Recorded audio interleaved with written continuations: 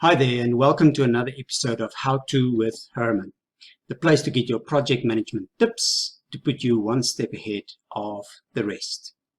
Now, before we start, please hit the subscribe button, and then you will be notified of when the next video is published. Right, so today we will look at how to create a project charter for your project. So let's dive in. Now, firstly, let's look at what a project charter is and why we use this tool in a project. Now, the project charter, also sometimes referred to as a terms of reference or a project mission, officially initiates the project or a particular phase of the project. So normally this document is created in the beginning of the project. Now, the charter can be a simple document, depending on the project and the organization that is actually doing the project, or it can be quite an extensive document with loads of information inside. For a small project, normally the charter is relatively simple and contains some basic information, which we will look at just now. So why do we use a project charter? Now, there are basically 4 reasons for that. So let's have a look at them. So firstly, the first reason is to announce the project and inform people involved in the project what is going on and what the project is going to be, or how the project is going to be done in the organization.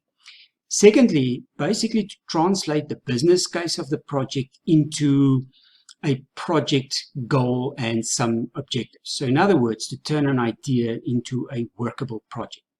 Now, the third reason is to identify the project manager of the project and to ensure that everyone involved in the project understands the authority and the responsibility of the project manager. And lastly, to ensure that the project benefits are clear and that everyone involved, so in other words, your stakeholders, are on the same page when it comes to the realization of the project benefits. Now, the key benefits of creating a project charter are that it provides a foundation or a common understanding amongst the stakeholders about the bigger picture around the project. And also it serves as a starting point for the project, as well as the foundation of proper planning that comes after the writing of the project charter. So let's have a look at what the project charter looks like. Now, before we dive into the contents of the project charter, let me just say that there is no standard format for a project charter, and organizations change and adapt their charters according to their project needs. Now, what I will show you now is a simple but effective project charter that you can utilize and use for your project, but you can expand it as you see fit. Right, so let's have a look at how the charter looks and what is inside the charter.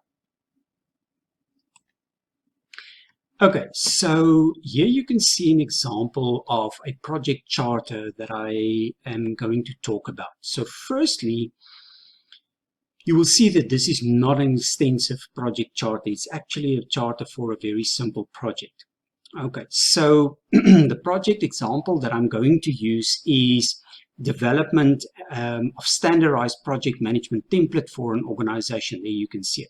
Okay, so here on the left-hand side are all the different topics that you can find in your charter, and basically on the right-hand side is the explanation of it and what you need to put in there. So firstly, we start off with the project description. So in other words, what the project entails. And if we look at that, it's exactly what I said just now. The project is about development of standardized project management templates for an organization.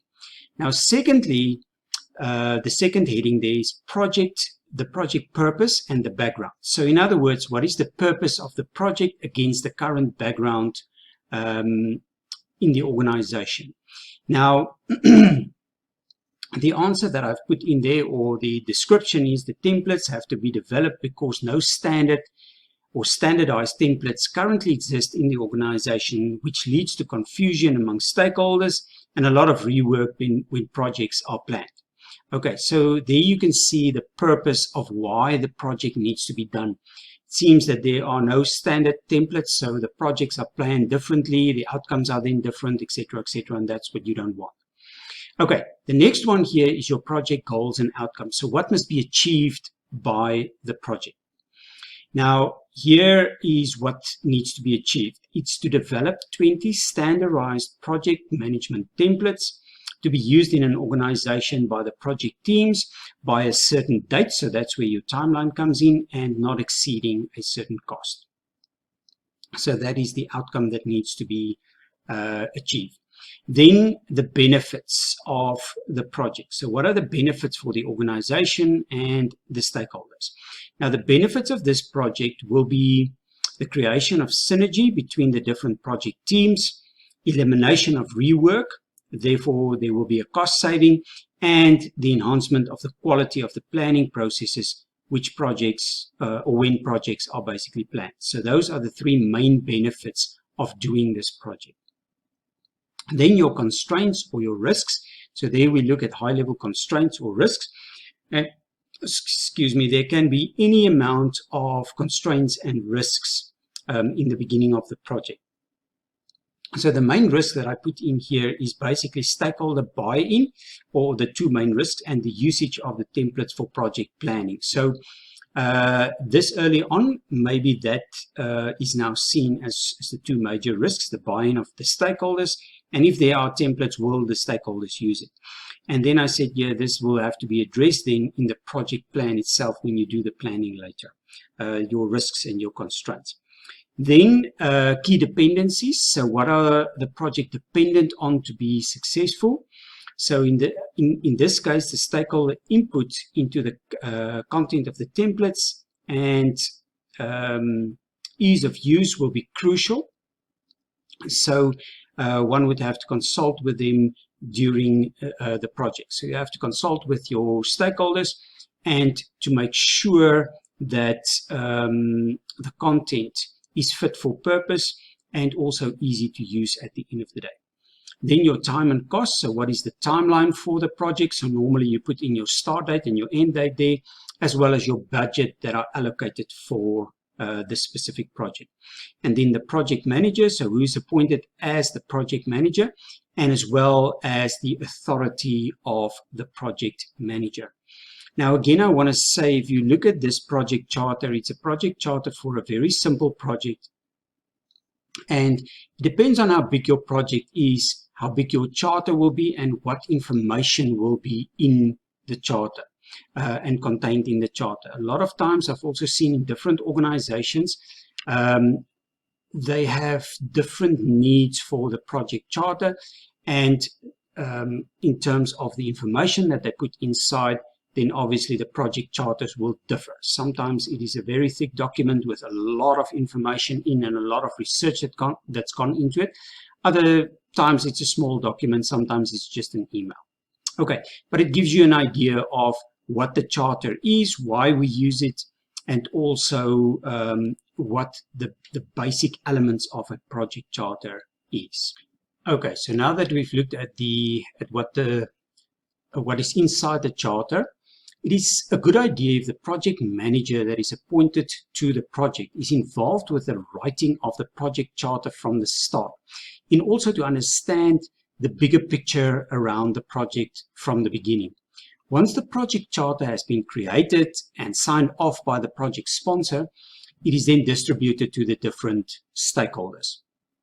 So lastly, just ensure that your project charter is fit for purpose. In other words, short and to the point, otherwise the stakeholders will not read it. I hope you've enjoyed the video and that you will be able to create a project charter for your project. See you in the next video. Bye for now.